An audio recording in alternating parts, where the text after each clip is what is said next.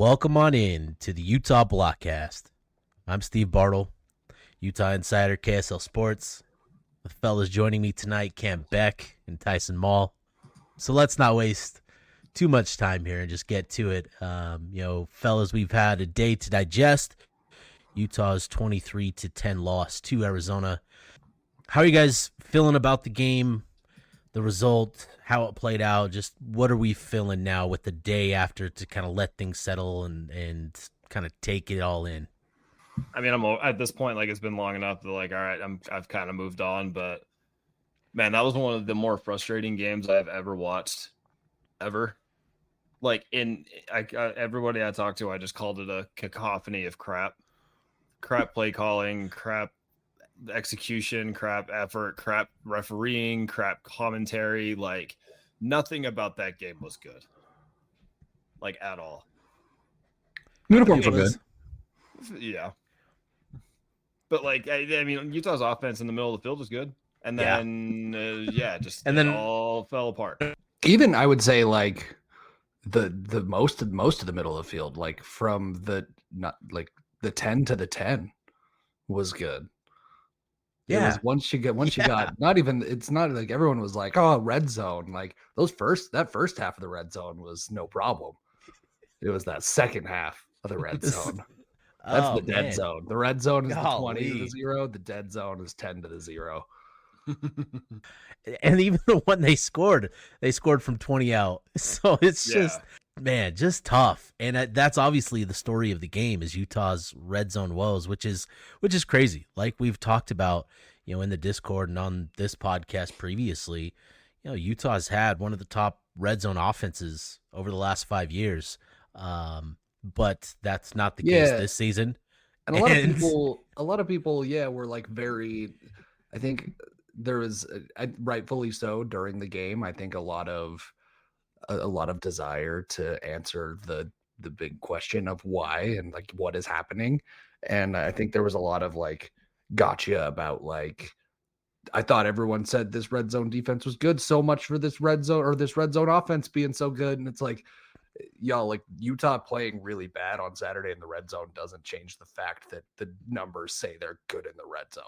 Right. Like both things can be true. Like it doesn't change the past that they laid an egg in that game. And so it's like, it makes it more surprising and it makes it harder to watch. Yeah. I mean, I frustrated in that game. So many what ifs, so many things in hindsight that make perfect sense. I mean, it's so easy now to look back and say, take points and don't take things for granted and stuff against this team. But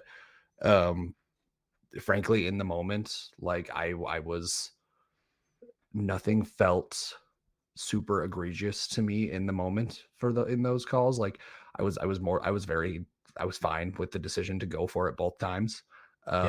When the ball was actually snapped is where things started to go wrong. But like on paper, the decision of like, go for it on fourth and short on the goal line, I was fine with both of those. And like you heard Mekhi Bernard say it in the post game too, like nobody in the locker room, at least it didn't seem, nobody was just like, we should have been up 9-0 or we should have been up 6-0. It was like, we should have been up 21-0. Yep. Like they all understood mindset. that it was like, we should have been in the end zone.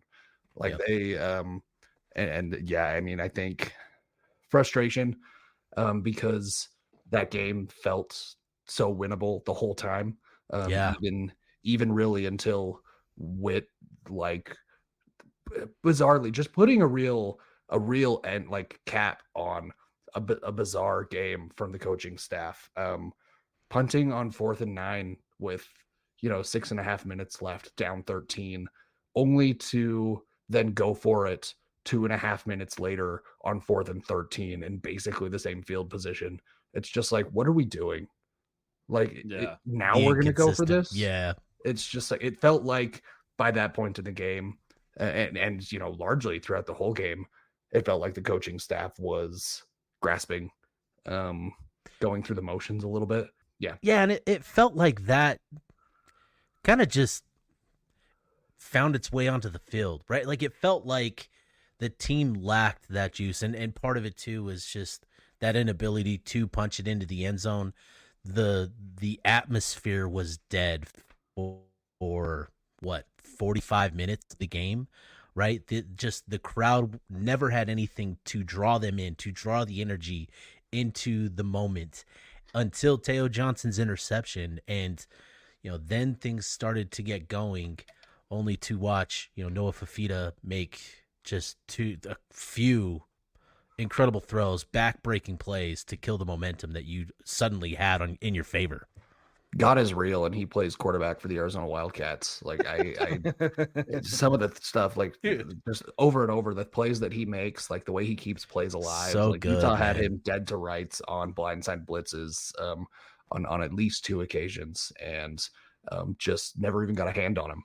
And He's weaseled his way out of it, man. The way he turns that into, God, and not just plays for positive yardage, but big plays. Like he's special and he's fun to watch. Like it's people were not ready to hear it in the moment, but some of those plays was just like I genuinely was just like, this is fun to watch, man. Like it's fun to watch him do those things. It sucks that it's against Utah, but if you can't enjoy a player like that, like I don't know, man. This is what it's all about. But yeah, I think overall, just frustrated by I was talking to somebody today, and I thought they put it really well. Just that Utah's game plan through the whole game, especially early, felt arrogant. Like they, to me, perhaps maybe they listened too much to the last podcast when I said this team is better than you and they know it. Like y'all, you still gotta like practice and stuff. I don't know what to tell you.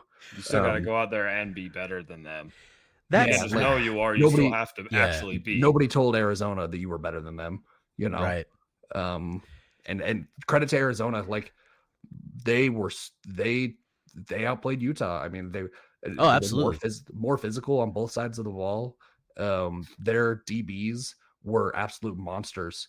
And like they got away with some PIs for sure. Yes. But like credit them for seeing that those weren't getting called and just playing being the more physical team. Yep. Just, like if Utah's DBs were doing the same thing, Utah fans would have been eating it up. But they weren't. Yep. They were giving guys cushion. They were letting guys get their hands on the ball before they were making tackles. And like Arizona's DBs just said like, hell no, I'm gonna beat the crap out of you until they tell me not to. And they never did. And so like, if you can't counter their punch, that's on you, Utah. Yeah.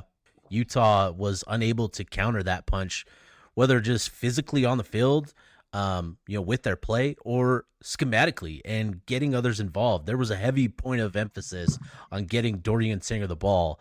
And 9 receptions, 155 yards. Great to see that. I'm not trying to take anything away from what Dorian did, but 17 targets in a game, for only 9 receptions, 155 yards. A lot of those throws, were tough situations, contested situations. And I think there were more than ample. There were a lot of opportunities to spread the ball around. There's been questions and comments about Utah's receivers unable to create separation again, but that's not the case. That's not the case in this one. Money was running great routes. Dallin Bentley was open more often, all night long, just because Arizona knows Utah's not going to look his way at this point in the season, and so they defended him in that manner and put their point of emphasis elsewhere. So, for me, in terms of the most frustrating things in the game, I was shocked at the lack of success on the ground game for Utah. Now, coming into that was a big advantage. Arizona was giving up over 3 yards a game. When you look back at what they did against Baylor and what they did against Utah State and Oklahoma State, Arizona was giving up more yards at the line of scrimmage than all 3 of those programs. And so, for them, that's a credit to them. They went to work on that. They got bullied by Kansas State a couple weeks ago, and clearly that was a point of emphasis for them during the bye week to come into this game and be the more physical team. and they punched Utah in the mouth, in that sense, and really limiting the run game. So, in terms of the game itself, that was pretty, frustrating.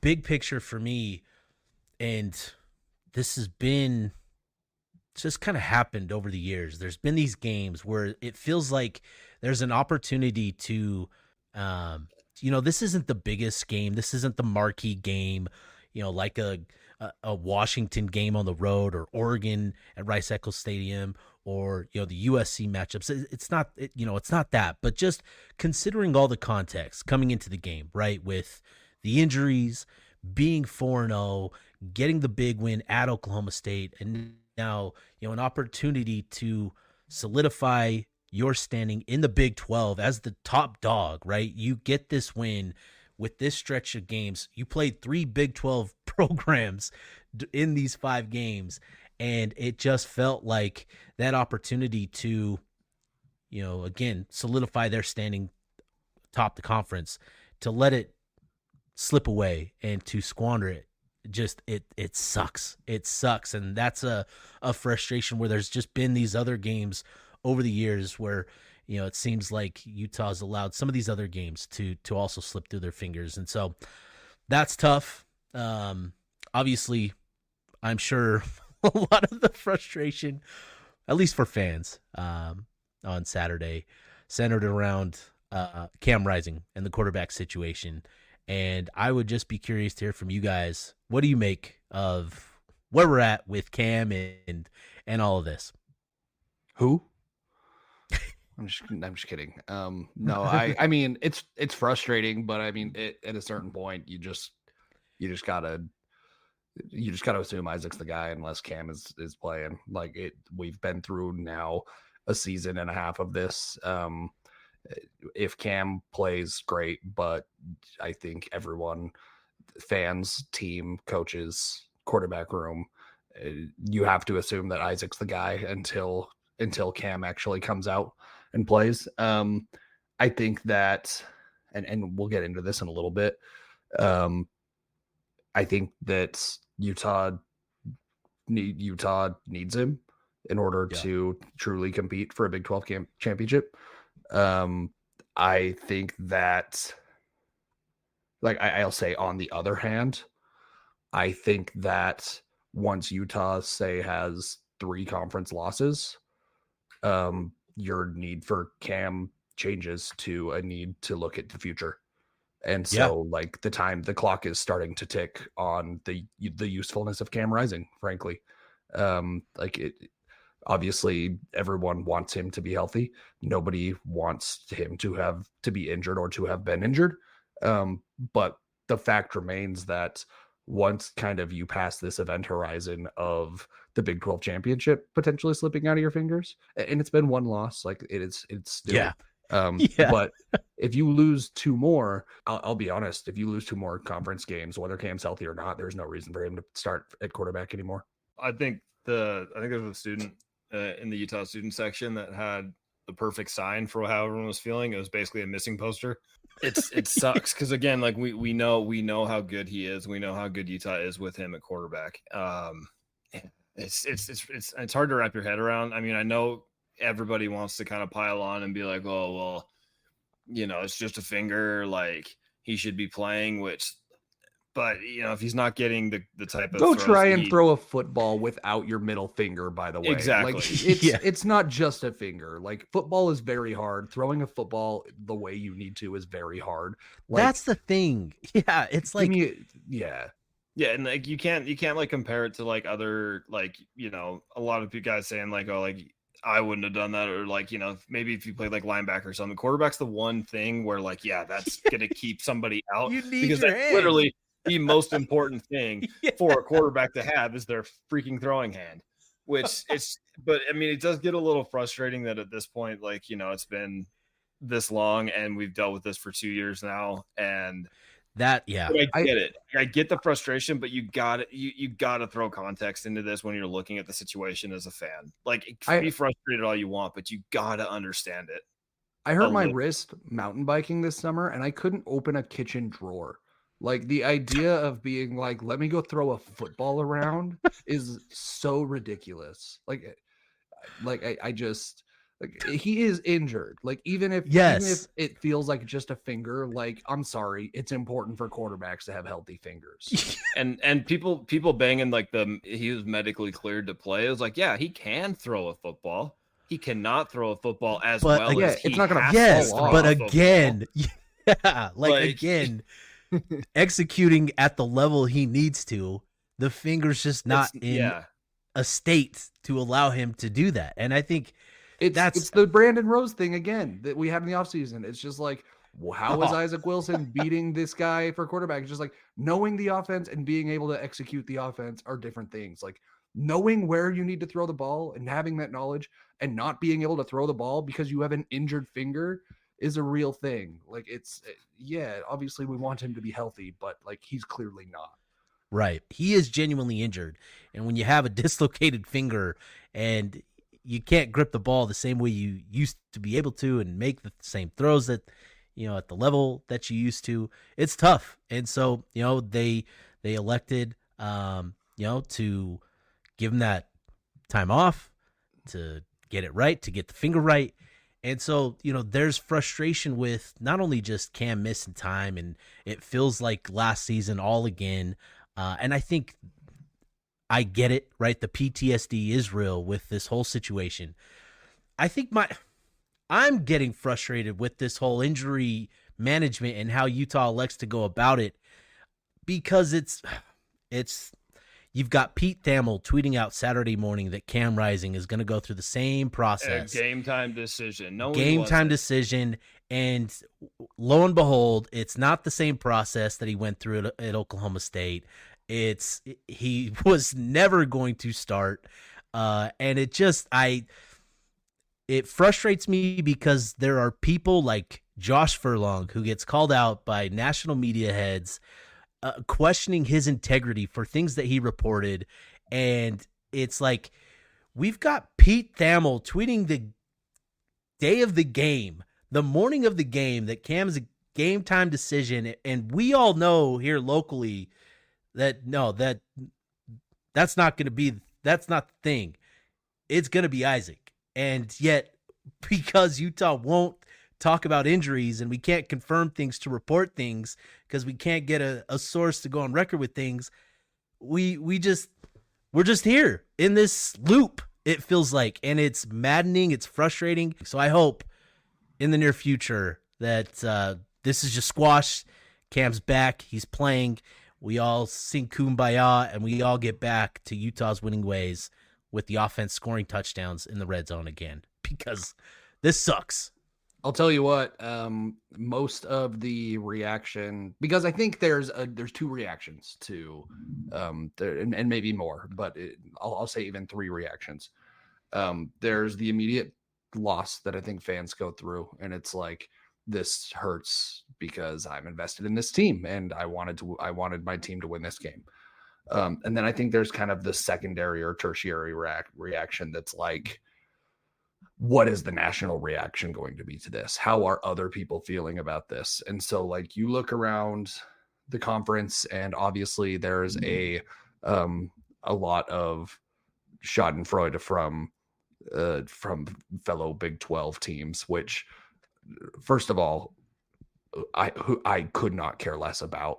Like there's a lot of people really worked up about like what certain like team accounts on Twitter are saying about Utah. Like I who cares? Like truly, Yeah. I don't like, you don't like Utah fans. Yeah. Like great.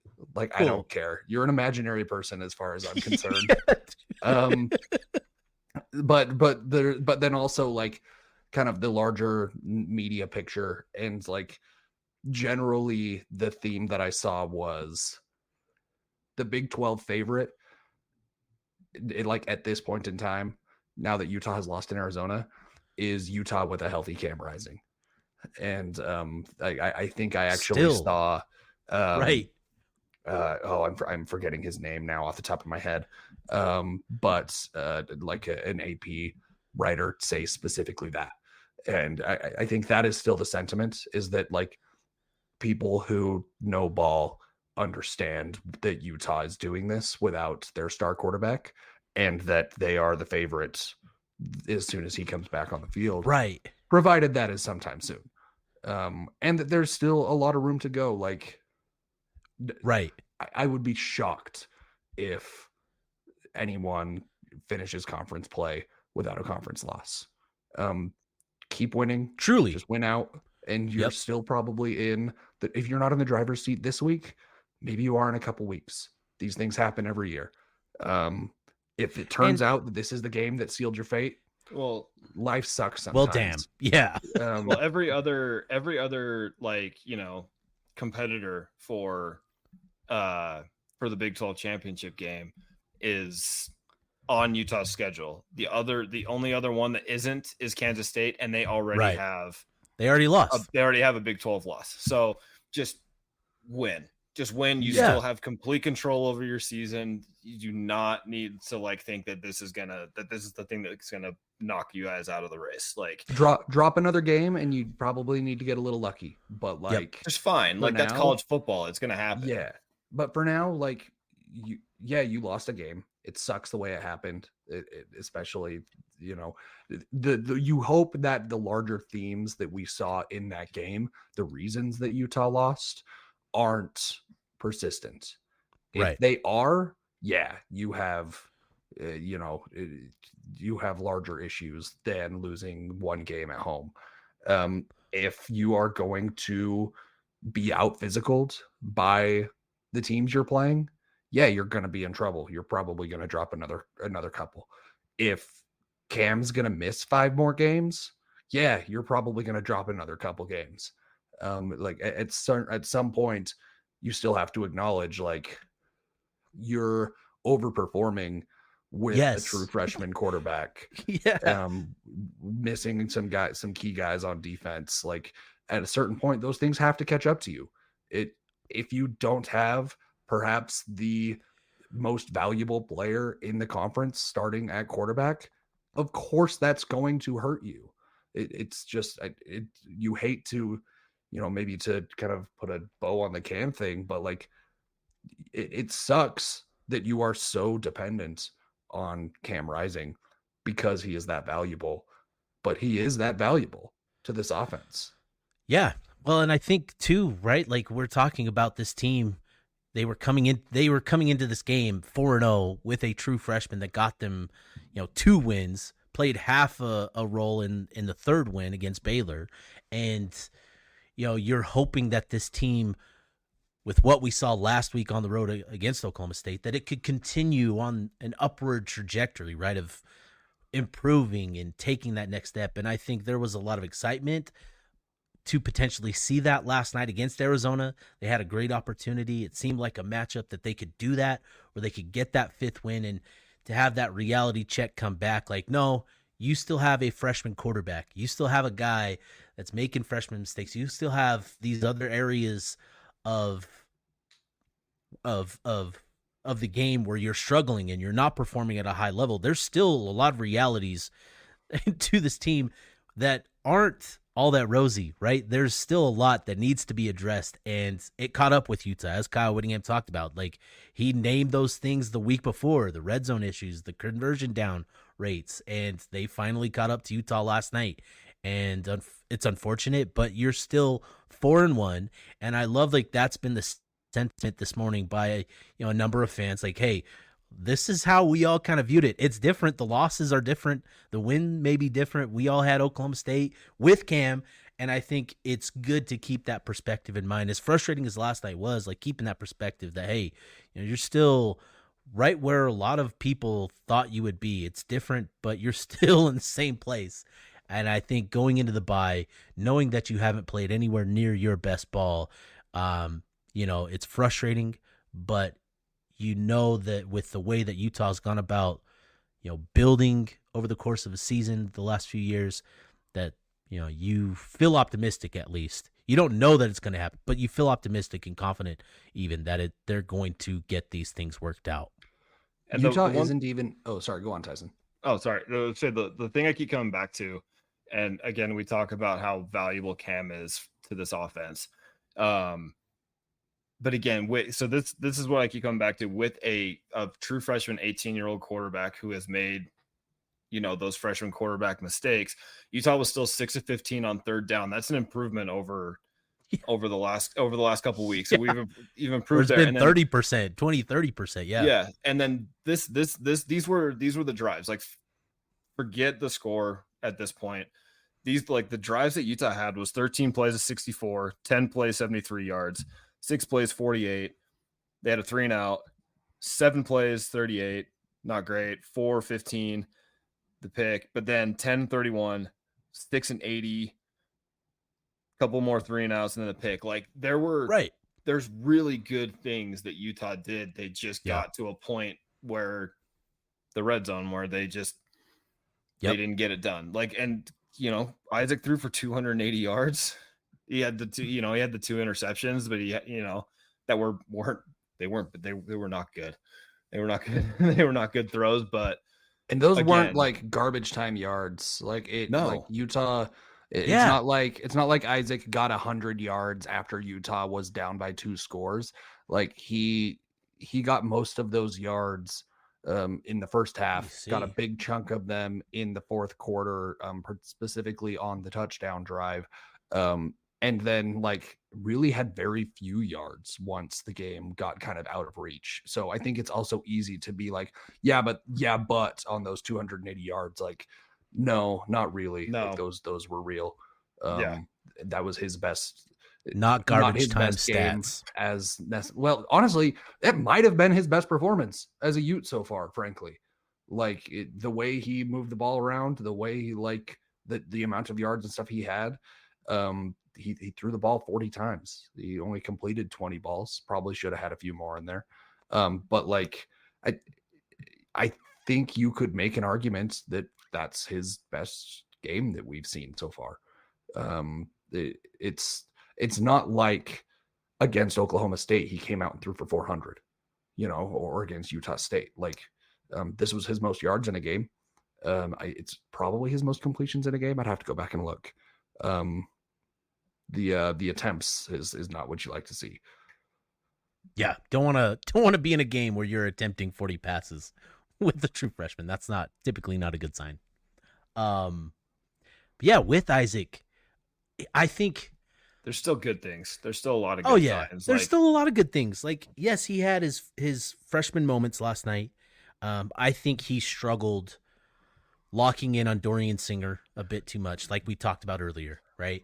Money part of me parts. wonders too if that was schemed to it too. Oh, because yeah. No, you don't get 17 targets unless that was like a point of emphasis all week in practice, that, hey, we're getting Dorian Singer the ball. Yeah, and I think that's a very good, astute point there, Tyson. Like, he locked on to Dorian probably for on a orders. reason. He was told to lock on to Dorian Singer. That was not an 18-year-old guy saying, like, this is my best receiver, I'm going to keep throwing to him. He was told to do that. And I think the coaches need to recognize that as well in the game and understand, like, hey, we've got other guys that are getting open. We need to emphasize this point of, hey, let's get Money a look. Let's get the ball to Dallin. These guys are getting open. We're just missing them because you're locked on to Dorian. And I think you got to be honest with what you're doing, right? If it's working, which it was in that first half, Dorian was lights out in that first half. But as Arizona made adjustments, Utah didn't have the counterpunch to take advantage of opportunities elsewhere. And I think that was the biggest issue for Isaac and the coaching last night. So that leads me to some questions I wanted to ask the two of you. There was kind of 3 common themes that I saw, again, and just in the frustration, often looking for someone or something to blame. I saw 3 things, and I'm curious kind of what you would say to these people. What would you say to the people who said, starting with this one, that this game was live? Okay, let me preface this. It is certainly a mixture of many things, the reason this game, that Utah lost this game. Sure. The main reason is kind of what we're looking for here, let's say. What would you say to the people who said the main reason Utah lost was their defensive performance? That they're dumb. No. Yeah, no. There were certainly issues, obviously. Oh yeah. You know, the ground game, giving up 160 yards to Arizona, that was tough. But the defense still got stops. And as you pointed out earlier, Cam, you limit a team to 23 points in your home house. That's got to be enough. You forced a turnover. That might have been off air. I can't remember. But yes, I did say that. Yeah. I'm very smart. You did. Yes, you did. You did say that. And you limit their star player, who was the biggest concern in the game, Teteroa McMillan, to 60 yards. And it's not like they were bracketing him. They were obviously paying extra attention to him. But a lot of that was just Zamaya Vaughn. Him and Teteroa going toe-to-toe.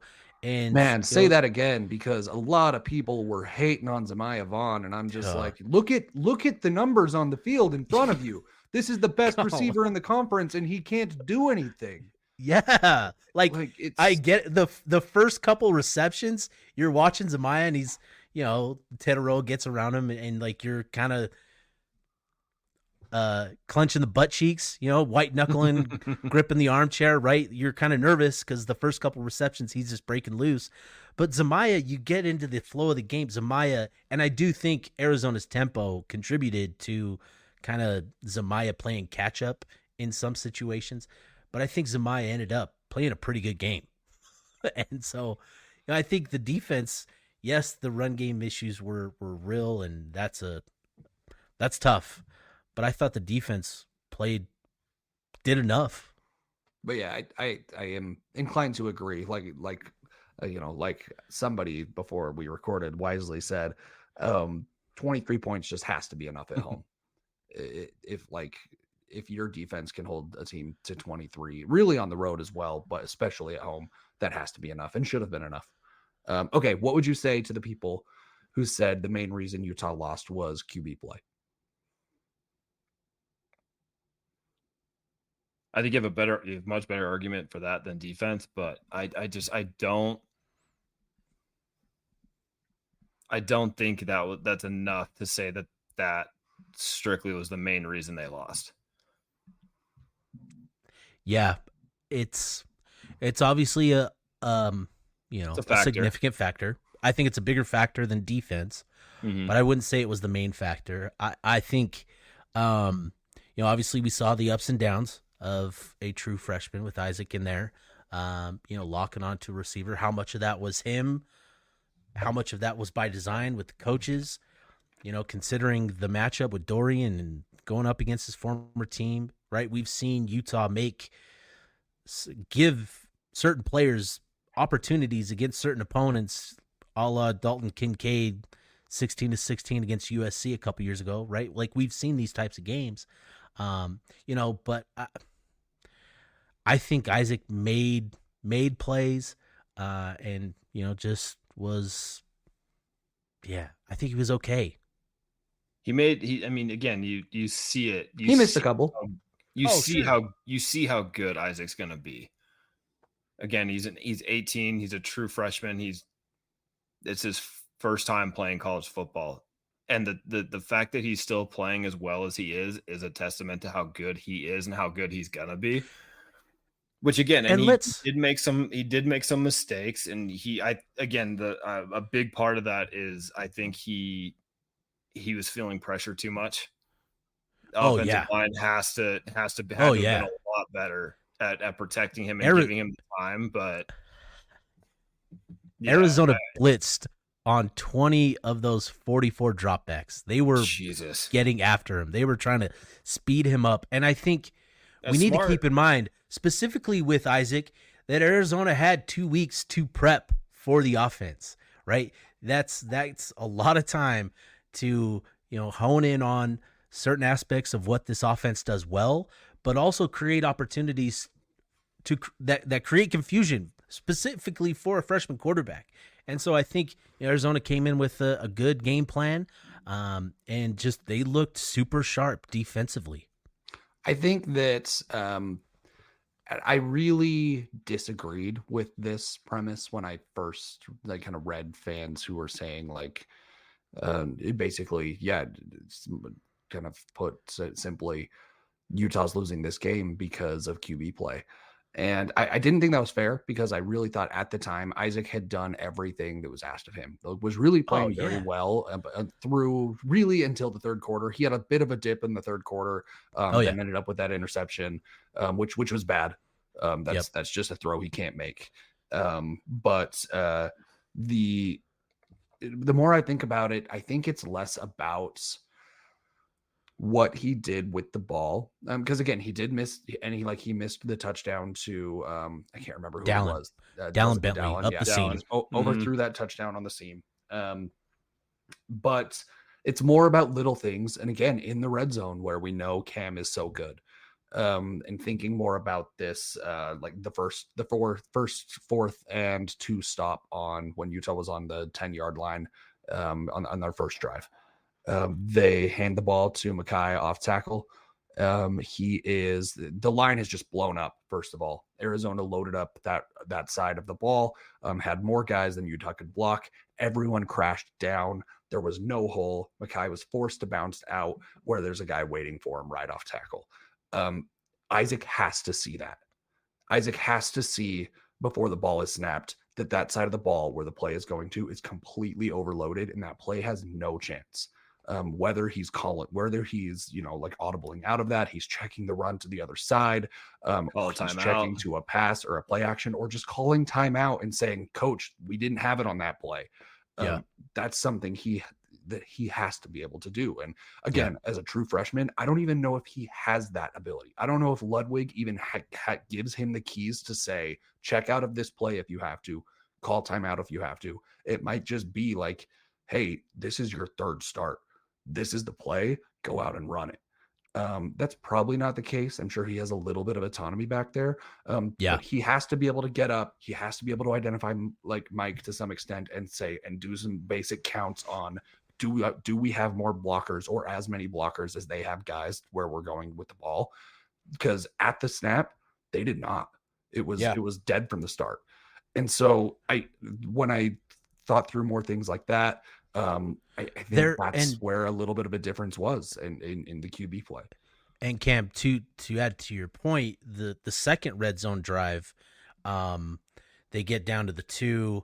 Obviously, the fourth down play call, just sending Caleb Lohner, like, come on. But there was a pass play. It was either third down or second down before that. They had an overload to the right, and they had Mekhi Bernard running an angle route on the left side. Arizona had that right side locked up. There was nowhere to go with the ball. And Isaac just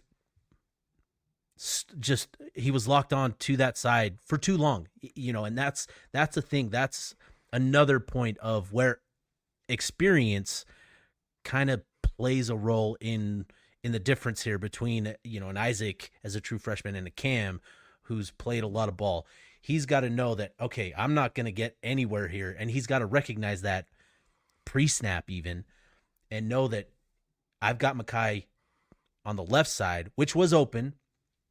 He's got to come off it quick and hit Mekhi on that backside. And those are just things that, the little nuanced things that you pick up over time and through experience and learning from these plays, and so it's tough. But yeah, there are a handful of these instances where a lot of it falls on Isaac, but there are also instances where the play calling got a little too predictable, where the play calling didn't give Isaac a lot of options. There was also a sprint out where he only had 2 receivers to that side. And it's just like, come on, that was like the interception to Dorian, like that interception that he threw directly into the linebacker. Like that's a 2 receiver route.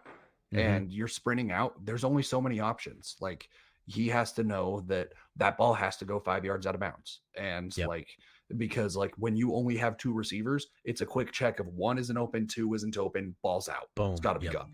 And he just tried to force it in, and there was a guy there.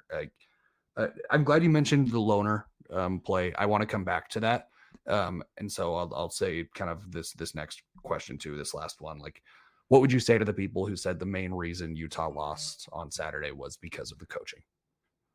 That's right. where I fall. Yeah. And not just because Kyle Whittingham is willing to take the blame for execution. Which he did in the post game. Yeah, and he did.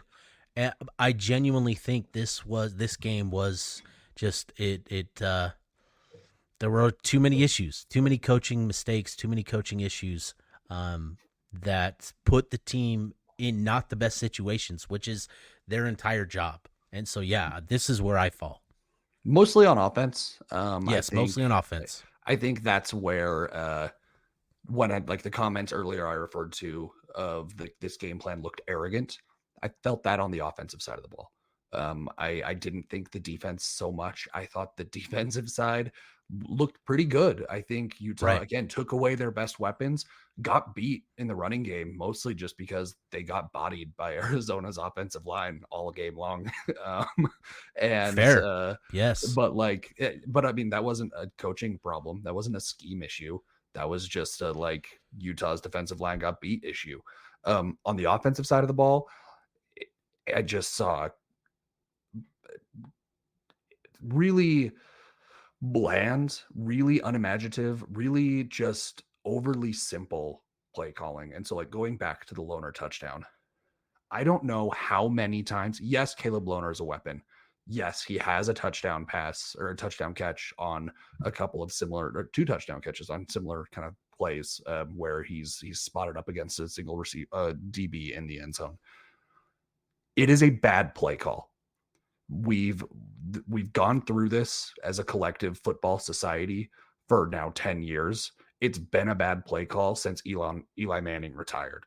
Like the end zone fade, the single route end zone fade is a statistically awful play call. To run it on 4th and 2, or I think it was the play, is absolute coaching malpractice. To give somebody one route, to make it that route, no matter who the guy is, but especially I would like for that guy to have played football last year.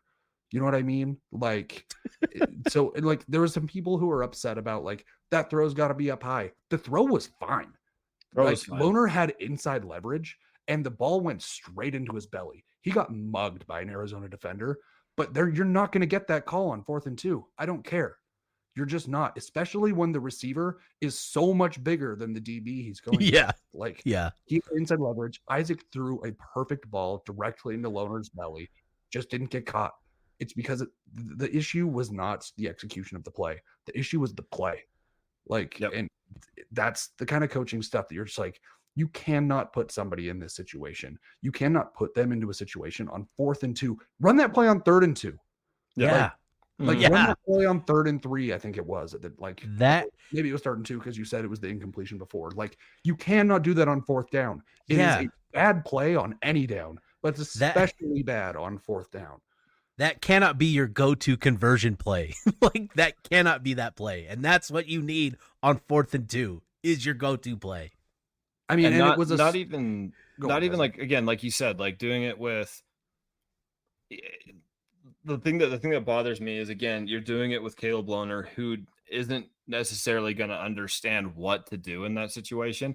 As a receiver, if you're getting a back corner fade, if you're going up for it in the back corner and it's lofted up and going up high pointing it, great. That's who you want. That's who you want doing that. But if you get the inside leverage again and you get that perfectly thrown ball, he's going backwards. You either need to go into the ball or you need to make it so obvious that the defender is blanketed on your back that they have to call it. You have to post him up. Should have been inside leverage. Exactly. It's a post entry. Put in the ground in a skinny post inside that Isaac Wilson. He should have never been touched by the DB on that play. The DB gave him the inside and he got the inside and still went into the DB's body. It's, again, that's what I mean. Everything about Caleb Lohner is true in the fact that he is very special athletically. He still doesn't know how to play that position. Not a football player. In that position at 4th and 2, one-on-one on the side, having a guy who's played 5 football games is a huge disadvantage. Having a guy run that route, no matter who it is, I don't care if it's Calvin friggin' Johnson out there. Like, it's a Ooh. bad play. I would take my chances with Calvin Johnson. I don't know. He's been retired for like a decade now, but He still could do it. He could still yeah. get up, man. Yeah, no, maybe that's the one exception. But Yeah. like, But again, the other reason is you're running it into Takario Davis, like their best DB, who is again like you said, like normally, yeah, Lohner's 8 inches taller than the guy guarding him. He's only 4 inches taller than Takario Davis. He's 6'4". I am, compared to the people on the field, in the booth, wearing the headsets, whatever. I am a football idiot, right? I will never claim to know more about offense than Andy Ludwig. When they came to the line with that formation, my immediate thought was, if they throw this ball to Lohner, I'm going to scream. And then they did. Like, you don't think Arizona's defense knew where that ball was going? Knew where it was going. Yeah. Yep. And then Failure. the other thing, that if you want to go back to the first turnover on downs in the red zone, I don't, and maybe this is the fullback in me coming out because this is the play that I had a decent amount of success on in college. But the greatest play, if you're on the goal line or if you only need 1 or 2 yards, fine, load up 4 tight ends, play action it, run out to the other side, and just send a guy 3 yards down into the flats. Right. It is uncoverable. You cannot cover that. Arizona scored on one of those when they brought the receiver in motion, I think with the same play that Kalen Clay beat USC on in 2016, when you brought the guy in, put him behind the guard, and then he just jets out into the flats. You can't guard that. Why aren't we doing that? Why do we refuse to do that? And just 14. Doesn't matter. Yeah, that was a long time ago. Yeah, that was a long time ago. 14. Yeah, you know exactly the play I'm talking about, though. Like, yeah. It's such a, but it's there. Such an unguardable play. It's in the all-time highlight reel of Utah football. You see that play almost every day. Like, you need to know. You need to have these options. I'm with you, Tyson. Yeah, Do you want to know what the 4 plays were on that 4 series of downs? Utah starting at the 18 on that first that fourth. Lay it to us. On downs. It was Mekhi Bernard zone, inside zone.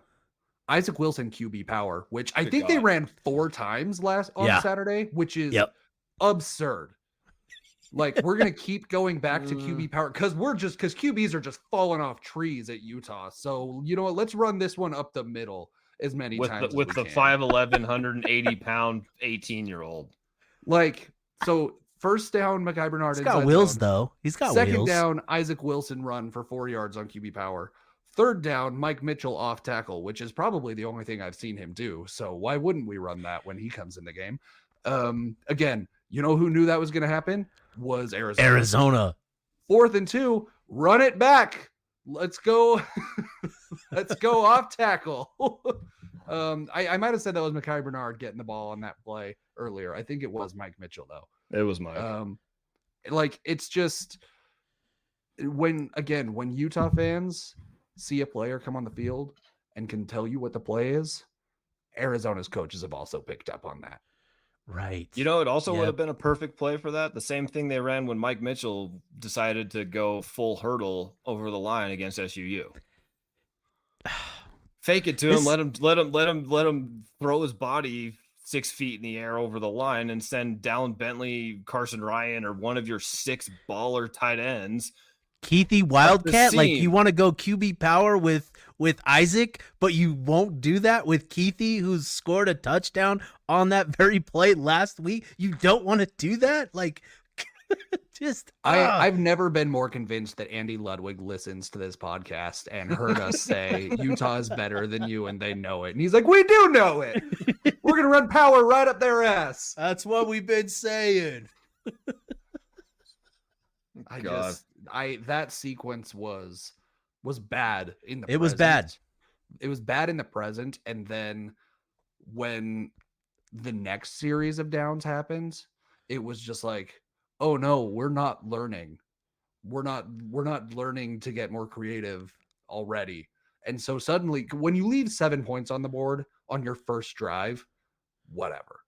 Like it sucks, but again, one of the great advantages of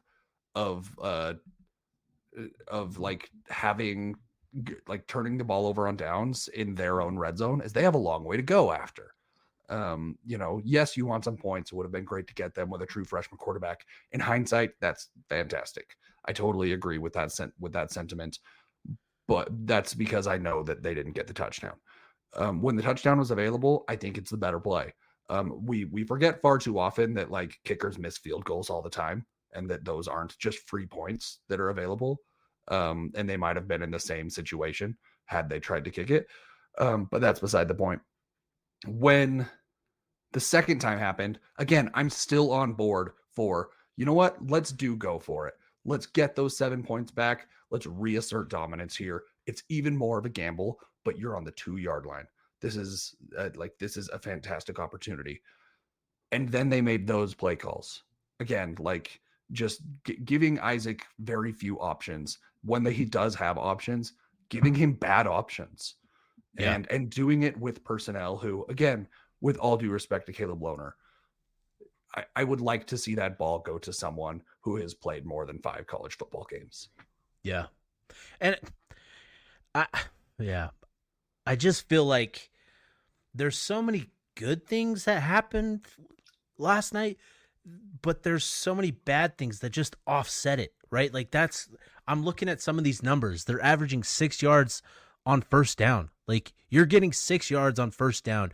You got 2nd and 4, and you're struggling to convert on third down. You converted at 40% last night, which was your best rate of the season. And this is consistent, right? Utah's been really good on first downs.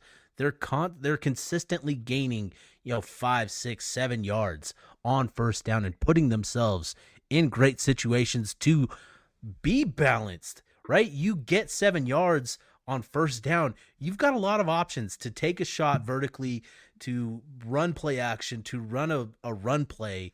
And yet you get into these third and power situations, and Utah's getting stuff. They're finding success, on power downs of like 40, 50%. They're getting stuffed, and it's just maddening that there's good things. Isaac Wilson pushing the ball down the field. He was 7 of 14. 7 of 14 on throws of at least 15 yards down the field. Like he was pushing the ball and made a number of good decisions. But then it's just there's these other throws and other decisions that he's making that just drive you nuts. And with the pressure that he faced, it's just there's good things that you feel good about, but then just these things that drive you nuts. And Utah really needs to figure out, obviously, red zone offense, figure out what works down there, regardless of who's at quarterback. It can't just be with Cam. You need to have a good idea of what Isaac can do well down there, because you just never know with Cam. And you got to iron out all of these other issues. And so, 5 games in, 4-1, a lot to be frustrated about, but you're still 4-1 with a lot left to play for this season. And it's just a maddening situation to be in, because we all want to see Utah take that next step and put foots on throats and just take control, and they just let it slip. I want to come back to one thing. The running game. Mekhi Bernard is an absolute stud, and probably should have gotten the ball more than 16 times last night. Yeah. Certainly could have afforded to give some of those 40 attempts that Isaac Wilson had throwing the ball back to the running game to see if something could, still happen there.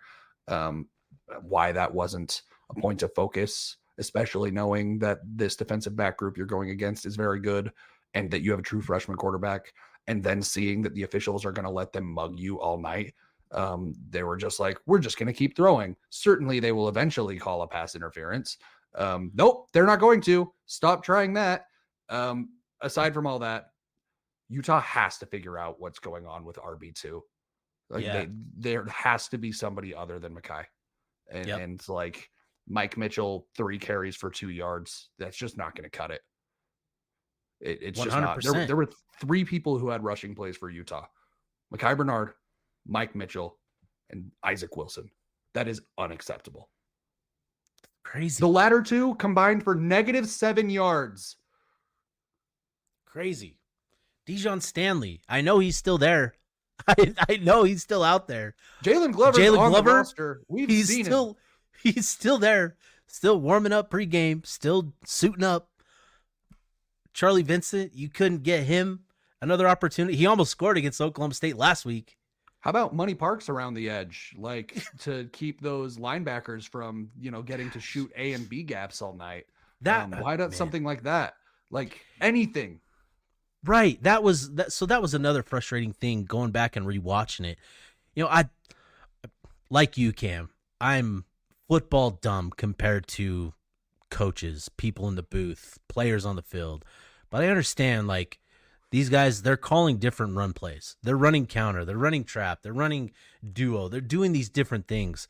But in the end, it's still a run up the middle, right? I think as a defender, it's real easy when you can just focus in on these 15, 20 yards in the middle of the field and not have to worry about getting pushed to the sideline. I don't have to worry about any sort of threat out there.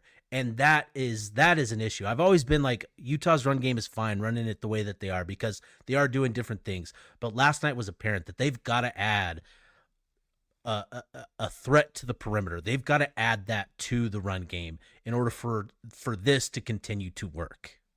Watch Arizona's offense. Watch what they were doing to Utah's linebackers.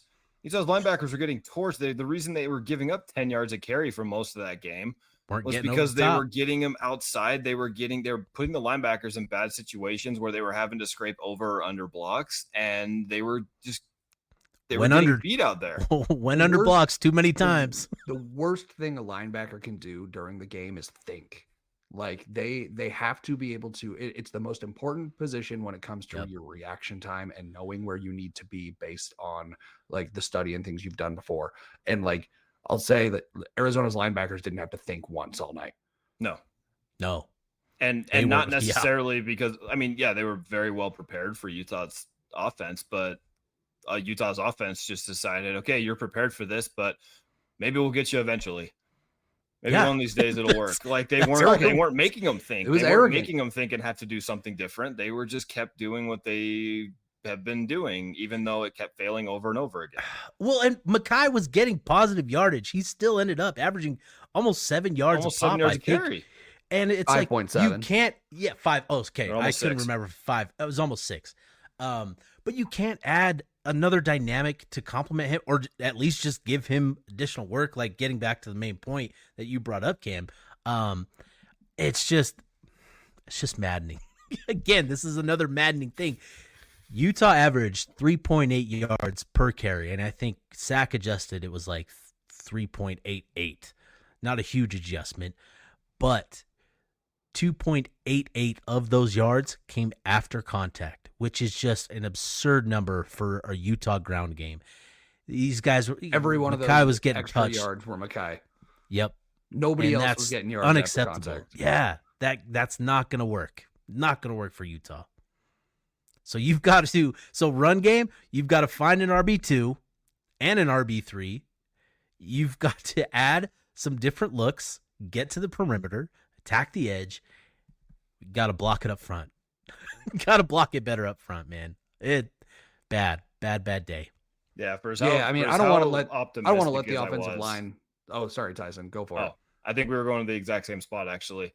I was gonna say for how optimistic I was about the offensive line the last couple of weeks. That all went out the window.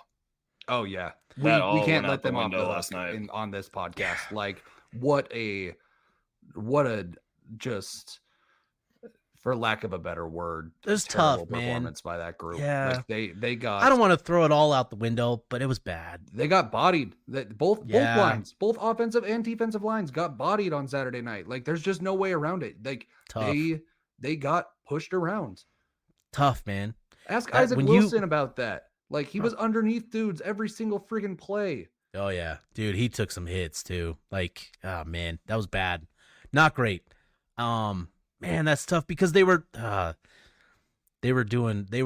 on an upward trajectory, playing so well, getting movement, getting to the second level in that Oklahoma State game at a much better rate. They got bullied. They got bullied. That's tough to say, man. That's tough. I'm just the overall takeaway I keep coming back to is I just hope this is a loss like Oregon State in 2021, where after Utah lost that game to Oregon State before they went to that first Rose Bowl. After that, they went 44-24, 52-7, 38-29, 38-7, 28-13. Like they rattled off really good wins after that, and you could tell that loss pissed them off.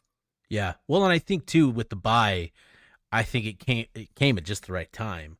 And because they need that extra work to figure out those red zone issues, but also it was interesting watching the game from the press box. It just felt like Arizona operated with so much more urgency, but also like played harder and ran with more juice. Like Utah, it just looked kind of sluggish, right? It looked like a team that had been playing football for 5 straight weeks compared to a team coming off of 2 weeks of rest. Like that's what it looked like, genuinely.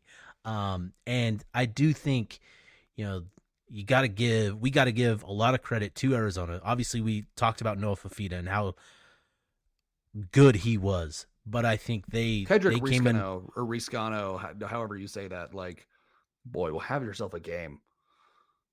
Yeah. Yep. Just sorry to interrupt you. Just came in and did his thing. So yeah, it was tough, man. Brutal. I felt so confident coming into this game too, based on what we had seen in previous games. And now that I've seen it, this feels like a game where a lot of Utah's warts became a little bit more revealed to me.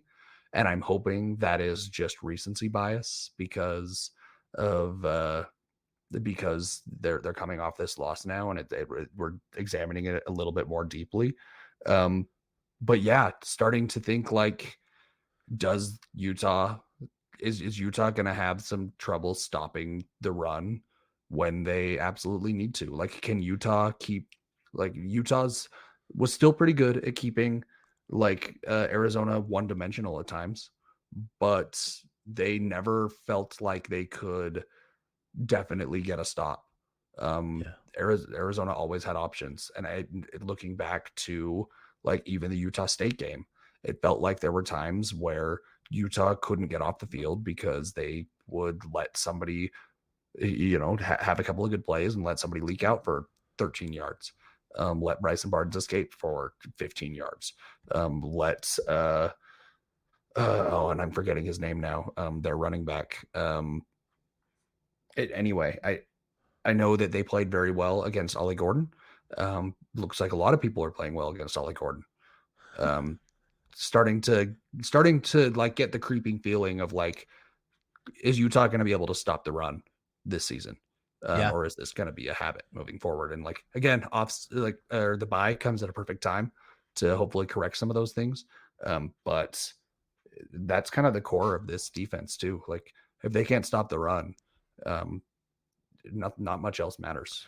It's going to be a tough test coming off the bye with Arizona State and Cam Scatterbo and that run game. Arizona State has really found, traction with their ground game this season. So they're going to have to work on it for sure. That's got to be a big point of emphasis. And two, really apparent last night, just Utah missing that last little bit of oomph in the pass rush.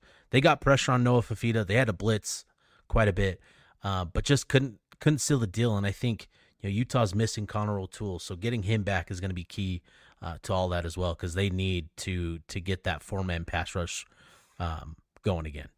So I think the Arizona State the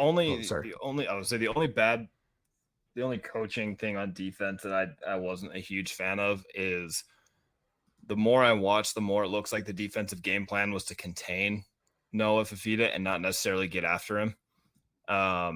You saw a lot of Van and Logan were doing a lot of bull rushing, but also peeking over making sure they're not going to lose contain. It didn't seem like the defensive line was necessarily being set loose. It was more keep Noah Fifita from beating you, out in the open field where he's going to which again, I get it.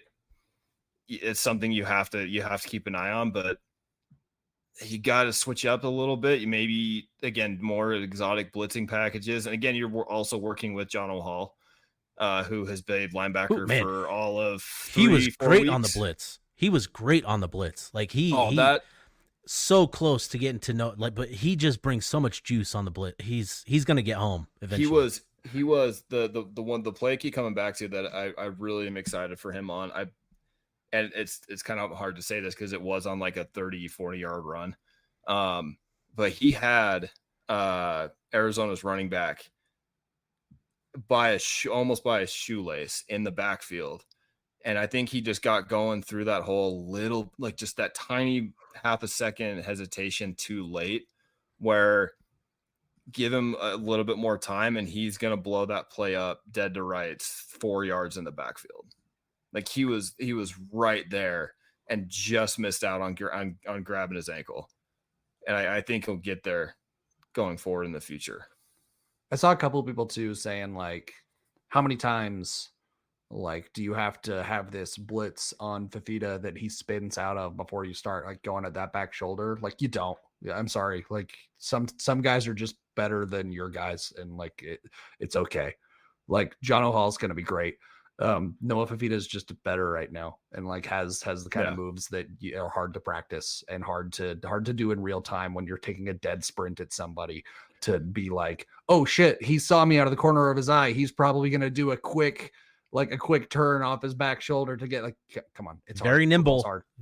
very explosive in that low to the ground frame. The second you think about that too, and you go for the back shoulder, he's just going to dip and take a step forward, and you're going to whip on the other side. It's not like that's his only move, and that's what I mean is like Noah Fifita's just very good at quarterback. And like, if you go to that back shoulder, if you take that step, he's just going to step up and he's going to say, thank you. This is what I wanted to do the first time. Yeah. Like that's such a hard tackle to make. Like I know like people just want to think like, oh, you're taking a dead sprint at a guy standing still. Yeah. Who's going to be able to move quicker out of that in that situation? It's the guy who's not moving. It's the guy who's not at a full dead sprint trying to like with, your ears pinned back and trying to tackle somebody. You're going to miss that a lot. Yeah. Try to dynamically change direction in a full sprint. Yeah. Right. And like, good luck. The third option is like, okay, break your feet down a little bit and try to just like balls out. Yeah. Ball's gone. Like, all right, you broke your feet down a little bit, 30-yard completion. Like he always wins. Yeah, it's just like sometimes the guy you're trying to tackle is such a just hard position really good at football, and like Noah Fifita is that. Like, and what helps that is pressure from somewhere else. Like if you're the only guy that's getting there, yeah, you're gonna miss 9 times out of 10. But again, if you have other people that are getting pressure in other places, you're gonna win a little bit more. You might miss, but the other guy's not going to.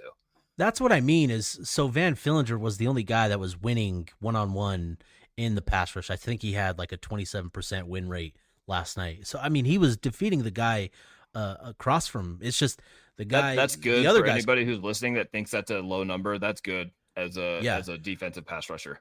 I think Jonah was around. I think Jonah Ellis last year was about 30%. It's just that Utah, they don't have the other guy. They didn't have anybody else winning above 10%. They had nobody above 5%. Nobody else above 5% along the defensive line winning one-on-one blocks last night. And so that's tough. And that's what I mean with Connor O'Toole. Utah needs to get him back because now you have options. You have other guys. You have more guys that can get to the quarterback. And that's going to be key for the pass rush. So yeah, you're absolutely right, Tyson. All right. Any final thoughts? I think we're good. I think we've hit on everything. Score touchdowns. At least Utah's not the only top 10 team that lost to an unranked 2-2 team at home this weekend. Yeah. I'll say that. Yeah. Shout out to Lane and Ole Miss. Oh, dropping to Kentucky. Shout out the other Corner Canyon quarterback, Jackson Dart. I'm selling Corner Canyon QBs. Sell. Are we doing that segment this week? All right, let's wrap this one up. Appreciate you fellas. Steve Bartle, Cam Beck, Tyson Ball. This is the Utah Blockcast signing off.